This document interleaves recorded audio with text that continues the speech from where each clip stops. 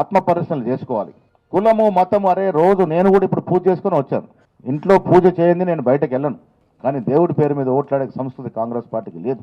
నేను మీ ద్వారా వారిని అడుగుతా ఉన్నాను, శ్రీరామచంద్రుని వాడుకునే హక్కు మీకు ఎవరిచ్చారు? శ్రీరామచంద్రుని బీజేపీ పార్టీలో సభ్యత్వం తీసుకున్నాడా?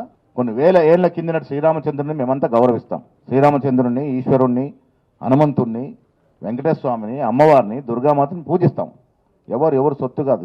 ఇది హిందూ సామ్రాజ్యం, హిందూ సామాన్య యొక్క సొత్తు. దాన్ని మీరు ఎన్నికలకు వాడుకుంటారు, ఏ లెక్కన వాడుకుంటారు? మీరు పూజ చేయరా? ఇలా కాంగ్రెస్ పార్టీలో 90% కార్యకర్తలు దేవుళ్ళు పూజిస్తాం. మేము ఏ రోజు కూడా మేము దేవుళ్ళ పేరిట ఓట్లాడగం. ఎన్నికలు రాగానే హిందూ ముస్లిం అరే ప్రశాంతమైనటువంటి వాతావరణాన్ని చెడగొట్టి రాజకీయ లబ్ధి పొందాలని ప్రయత్నం చేస్తారు. ఇది ఎంతవరకు సమంజసం? ఇది ఎన్నికలు వస్తే చాలు హిందూ ముస్లిం దేవుళ్ళ పేర్లు తీసుకొచ్చి ఓట్లు రగల్చుకునే ప్రయత్నం అయితే చేస్తూ ఉందో బీజేపీ. ఇది సమాజానికి మంచిది కాదు.